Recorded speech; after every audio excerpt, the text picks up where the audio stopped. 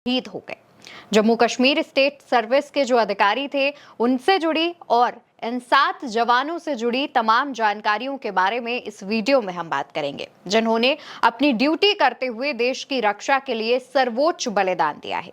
सबसे पहले बात करेंगे सुरेंद्र मोगा की। ये सार्जेंट हैं, इंडियन एयरफोर्स की 36 विंग में पोस्टेड हैं। बतौर मेडिकल असिस्टेंट सार्जेंट थे। राजस्थान के झुंझुनू के रहने वाले सुरेंद्र, इनकी पोस्टिंग बेंगलुरु में थी और वहीं पर परिवार के साथ रहते थे, लेकिन जब सीमा पर तनाव बढ़ा तो इनकी पोस्टिंग उधमपुर में हुई। 10 मई का वाकया है। पाकिस्तान की तरफ से श्रीनगर, अवंतीपुर और उधमपुर एयरबेस कैंप्स में गोलीबारी की गई। उसी दौरान ये घायल हुए और उनका इलाज किया गया। उसके बाद खबर आई कि वो शहीद हो गए हैं। इनके परिवार की बात करें तो इनके परिवार में इनकी पत्नी, एक बेटी 11 साल की, एक बेटा 7 साल का है। ये 2 साल बाद रिटायर होने वाले थे, लेकिन उससे पहले ही पाकिस्तान की तरफ से की गई गोलीबारी में घायल हुए और उसके बाद शहीद हो गए।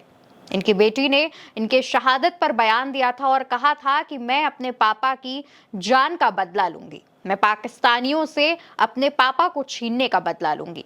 7 साल के बेटे ने इनके शव को मुखाग्नि दी थी और इनके बारे में यह भी जानकारी सामने आई है कि ये अपनी 3 बहनों में इकलौते भाई थे। इसके बाद बात करेंगे इंडियन आर्मी के राइफलमैन सुनील कुमार की। सुनील कुमार ने सर्वोच्च बलिदान दिया। जम्मू कश्मीर के गांव से आते हैं। 25 साल की इनकी उम्र थी और इंडियन आर्मी की लाइफ लाइट इन्फेंट्री का हिस्सा थे। इनकी पोस्टिंग जम्मू के आरएसपुरा सेक्टर में थी। 10 मई को जब क्रॉस बॉर्डर फायरिंग हुई तो बुरी तरह से घायल हुए, लेकिन कुछ ही देर बाद इलाज के बाद जानकारी सामने आई कि इनकी शहादत हो गई है।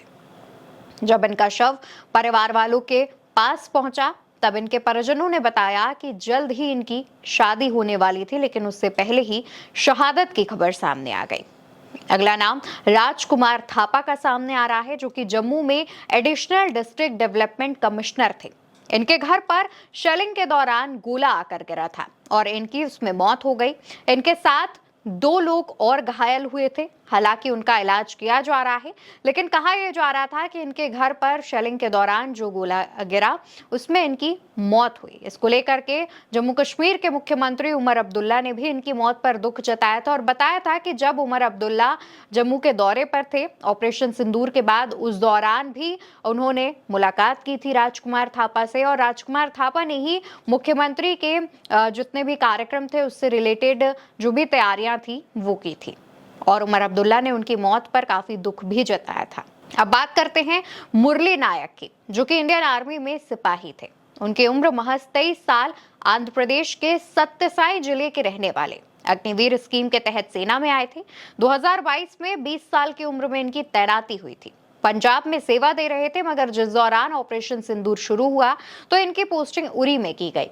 8-9 की रात पाकिस्तान की गोलाबारी में शहीद हुए। इनके पिता के बारे में जानकारी सामने आई कि इनके पिता मजदूरी करते हैं और इनकी मां गृहिणी है, घर संभालती है। ये अपने माता पिता की इकलौती संतान थे। कई मीडिया रिपोर्ट्स में यह भी बताया गया कि इनके पिता नहीं चाहते थे कि इनका इकलौता बेटा सेना में जाए, लेकिन बचपन